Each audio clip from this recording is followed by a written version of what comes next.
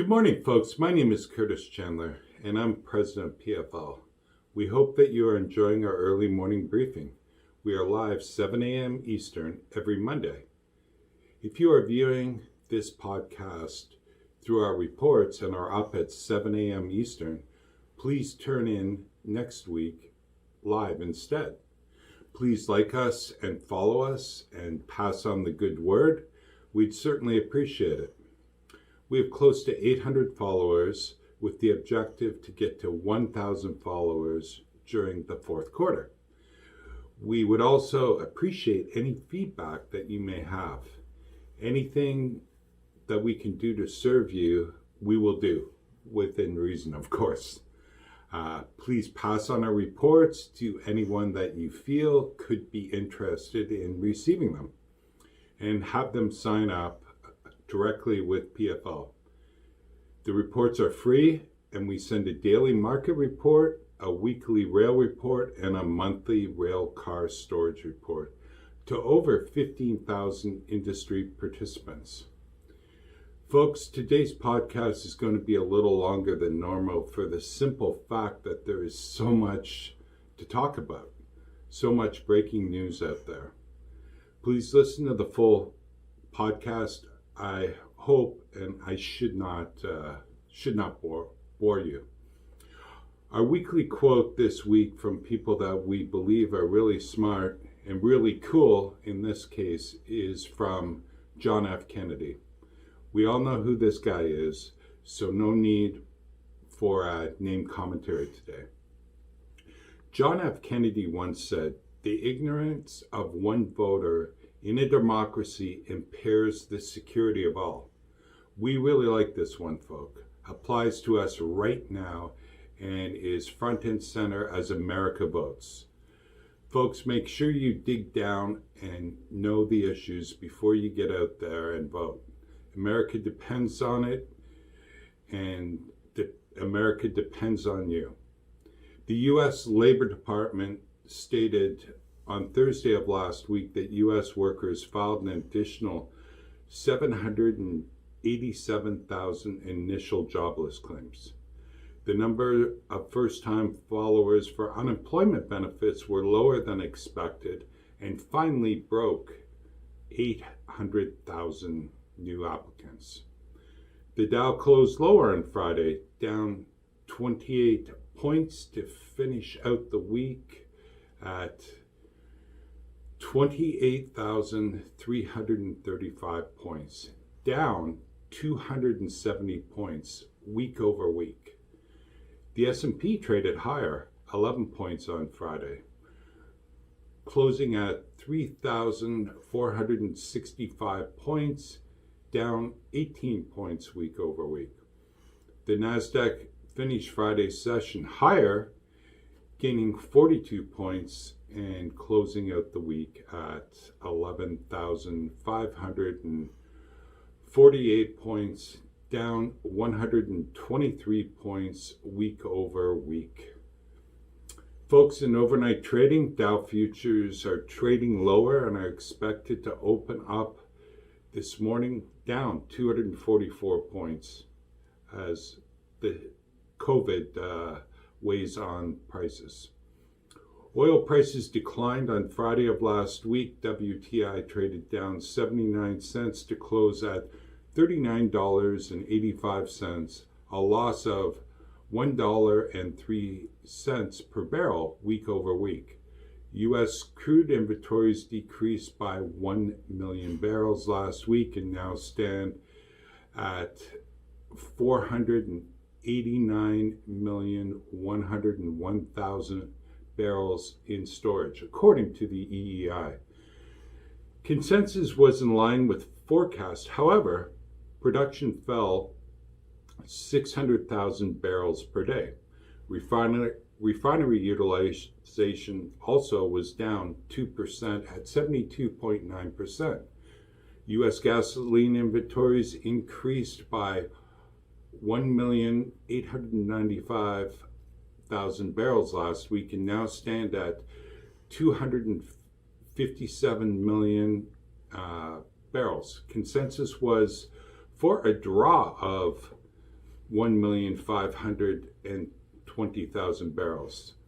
U.S. gasoline demand is weakening, prompting refineries to additionally cut capacity utilization, and crude processing is a sign that the resurging COVID cases are derailing fuel demand recovery. Demand fell to 8.3 million barrels a day for the week of October 16th, down from 8.5 million barrels a week earlier and 8.9 million barrels 2 weeks ago. U.S. distillate inventories were down by 3.8 million barrels and now stand at 160,719,000 barrels.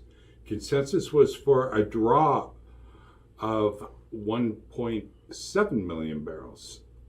Oil is lower in overnight trading, and WTI is poised to open at $38.84, down nearly $1 per barrel from Friday's close. Total North American rail volumes were up 2.6% year over year in week 42, resulting in quarter-to-date volumes that are up 1.8%, and year-to-date volumes that are down 9.2%. We're getting there, folks. 7 of AAR's 11 major traffic categories posted year-over-year increases, with the largest increases coming from intermodal, up 10%, again up, and grain up 19.2%. The largest decrease came from coal, minus 20.4%. Folks, if rail is any indication of economic indicators, which we believe it is, we are getting very bullish on the economy and think we could be in for a ride in 2021. If you take crude and coal out of the equation, rail is doing fantastic. Consumers are spending, and business spending continues to move higher. Here at PFL, we have seen the sublease market extremely active, which is a great sign. It is our belief, post-election, no matter who wins, blue states will have no choice but to reopen their economies as the American people are done with it. COVID has been used as a political weapon, and everyone knows it. Once this happens, one may want to fasten their seatbelt. Folks, we should be in for a ride again. Other items we are watching. Well, folks, we're watching the election. It's hard not to, and we think America is ready for it to be over, no matter what you're leaning. Last week was certainly an interesting week, one with the Hunter Biden scandal and a surprising statement in last Thursday's presidential debate. The former Vice President Joe Biden said to the American people, "I would transition away from the oil industry." Yes, Biden added, "The oil industry pollutes significantly. It has to be replaced by renewable energy over time." After flip-flopping back and forth as to whether or not he would ban fracking, he ended the debate with that statement. Obviously a headwind for crude by rail if we do away with the oil and natural gas industry. The reality is it is impossible to do so. Oil and natural gas is just not used for transportation, home heating, and clean electrical generation, but there is over 6,000 consumer products made from oil and natural gas, including pantyhose, petroleum jelly, soap, plastics, shoe polish, and nail polish for the ladies. The list goes on and on, folks. See our rail report this morning. We go into much more detail how oil is integrated in our everyday living. We at PFL don't think we want to go back to a position where we are relying on foreign oil. In 2010, just 10 years ago, we were importing nearly 11 million barrels a day of foreign oil Today, the U.S. still needs foreign oil, but exports as much crude and fuels as it imports. Folks, Biden can flip-flop back and forth as much as he wants, but the reality is Democrats really do want to do away with oil and gas as soon as possible. A new bill from House Democrats turns to the oceans as a way to fight climate change, proposing an expanded offshore wind while barring drilling along America's coast. The more than 300-page legislation is broadly billed as a blue carbon bill, a way to harvest clean energy while protecting fisheries and resources like marshes, wetlands that can store carbon and protect eroding shorelines. The Ocean-Based Climate Solutions Act, introduced Tuesday of last week, comes as the ocean is rapidly warming and acidifying as a result of climate change and absorbing carbon from the atmosphere, the bill proclaims. If we cannot drill on the coast and if we cannot frack on land, where does that leave America? PFL is taking a stand. The concept of getting rid of natural gas and oil is ridiculous. Don't get us wrong here. We love wind, we love solar, we love renewable fuels, including ethanol and biodiesel. Aside from wind, the principals of PFL have been involved and continue to be involved in all of the above. The name Progressive Fuels Limited is why we named ourselves that. We're progressive. We believe we should continue to pursue these opportunities, but not bring America to their knees in the interim. We're watching the oil patch, folks, as consolidation continues. In a press release on Sunday, October 25th, yesterday, Cenovus Energy Inc. and Husky Inc. announced a transaction to create a new integrated Canadian oil and natural gas company with an advantaged upstream and downstream portfolio that is expected to provide enhanced free cash flow generation and superior return opportunities for their investors. The companies have entered into a definitive agreement under which Cenovus and Husky would combine in an all-stock transaction valued at 23.6 billion Canadian, inclusive of debt. The combined company will operate as Cenovus Energy Inc.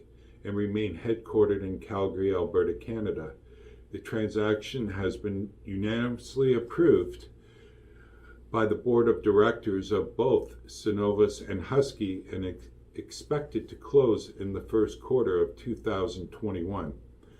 Canadian companies have been under stress for 6 years, dating back to the last downturn of crude, due to congested pipelines and the flight by foreign oil companies and investors due to Canada's high production costs, emissions, and environmental costs that they have there. Cenovus expects free cash flow break-even of WTI at $36 a barrel in 2021 and less than $33 a barrel in 2023. Petroleum by rail. The 4-week rolling average of petroleum carried on North America's largest railroads fell to 22,412 compared to 22,459 the prior week. CP rose by 1% and CN rose by 3.6%. CSX has the largest percentage increases at 4%, while the NS had the largest percentage loss at minus 7.9%. Railcar orders and backlog. The Railway Supply Institute published its rail industry order delivery and backlog statistics for the third quarter on Friday of last week. Orders in the quarter declined 21% year over year to 5,783 railcars versus 7,315 railcars last year. The industry delivered 7,953 rail cars in the quarter, lower than the 8,441 rail cars delivered in the second quarter of this year. Backlog now stands at 37,417 rail cars, down 6% from last quarter's level of 39,612 rail cars, and is the lowest backlog figure since 2010, folks. Orders in the third quarter totaled 5,783 rail cars, which is down 21% year over year. Deliveries are down roughly 45% year over year and down 6% from the second quarter of 2020. Deliveries totaled 7,953 rail cars in the third quarter. 3,042 tank cars were delivered and 4,461 freight cars were delivered. Rig count. North American rig count is up 8 rigs week over week. The U.S. gained 5 rigs week over week with 287 active rigs. Oil rigs were up 6 to 211. Gas rigs were down 1 to 73 rigs, and miscellaneous rigs were unchanged at 3, according to Baker Hughes. Canada gained 3 rigs week over week, and Canada's overall rig count is 83 active rigs. Year over year, we are down 628 rigs collectively. That's all this week for this week's podcast, folks. We hope you have a great, safe week. PFL has been extremely active in storage and all rail-related activities.